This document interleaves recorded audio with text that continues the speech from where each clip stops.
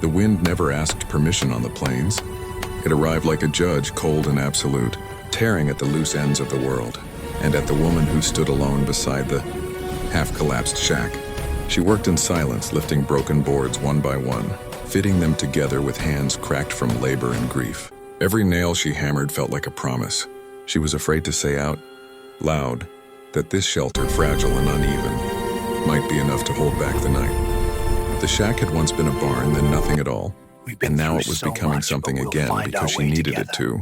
3 months had passed since her husband was lowered into the unforgiving earth. 3 months since the world decided she would survive without him, yet she carried him everywhere. In the way she measured boards twice, in the way she refused to quit, even as dark clouds rolled in and thunder growled across the horizon. She climbed onto the slanted roof, barefoot, dress torn by wind, hammer raised high, when a sound reached her that made her freeze, hooves, slow, deliberate. She looked toward the distant road and saw a lone rider approaching through the tall grass. Her chest tightened.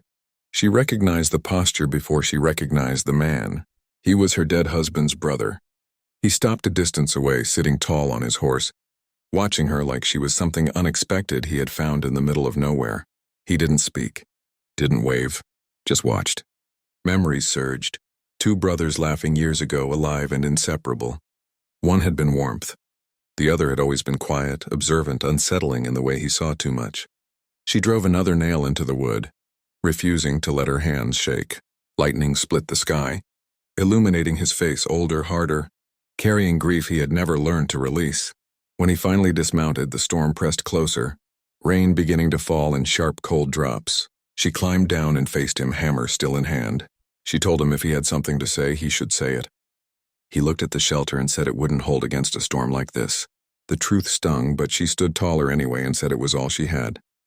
Silence stretched between them, thick and complicated, until she turned back to her work. Darkness was coming fast. She needed every board. Behind her, she heard him move. He picked up a plank. Then another. She didn't look at him, but something inside her loosened, as the rain turned heavy and the wind screamed. They worked side by side without words, driven by survival and something deeper neither was ready to name. The storm arrived like a living thing, battering the shelter until the walls groaned. She pressed her weight against the doorframe while he forced another board into place, his hands bleeding, his shirt soaked through. Thunder rolled like judgment overhead. When the wind eased for a breath, she collapsed onto the dirt floor, chest burning.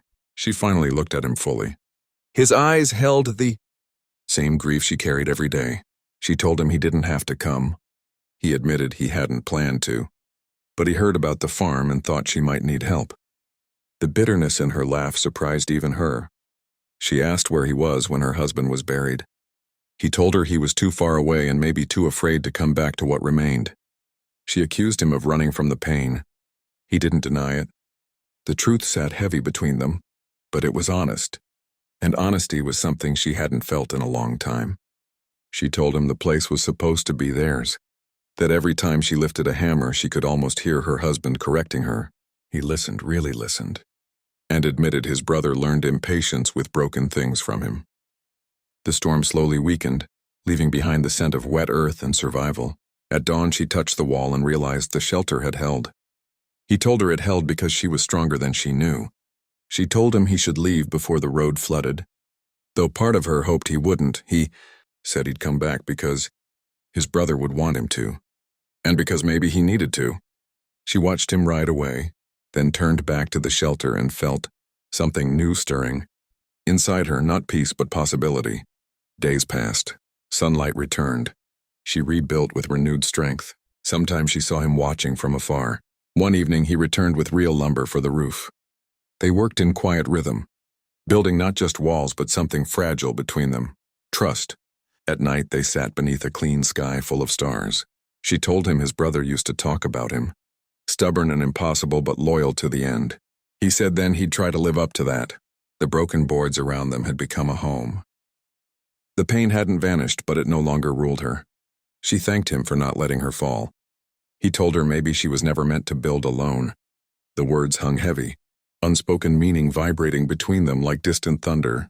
And if you're listening to this story, If you feel the weight of loss and the quiet strength it takes to keep building when everything is broken, remember this: storms pass, shelters rise, and sometimes the people who stand watching become the ones who help you survive. If this story moved you, if you want to know where this journey leads next, don't walk away now. Subscribe to the channel, stay with us, because the most powerful chapters are always the ones still to come.